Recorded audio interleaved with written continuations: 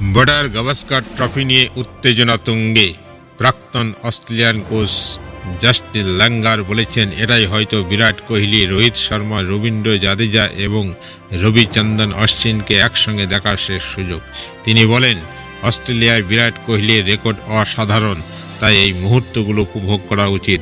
কিন্তু প্রশ্ন উঠছে, বিরাট কি তার আক্রমণাত্মক মনোভাব ধরে রাখতে পারবেন? হরভজন সিং বলেছেন, কোহলির জন্য এই সিরিজে 200 থেকে 300 রান অত্যন্ত গুরুত্বপূর্ণ। অন্যদিকে অস্ট্রেলিয়ার মানুষ ল্যাবুশেন বলেছেন, কোহলিকে তার কমফোর্ট জোন থেকে বের করে আনলে খেলা অস্ট্রেলিয়ার পক্ষে যেতে পারে। এই ট্রফি কি কোহলির জন্য হবে এক নতুন অধ্যায়, নাকি একটি অধ্যায়ের সমাপ্তি?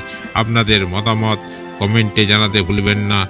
চলুন আমরা এই সিরিজ উপভোগ করি।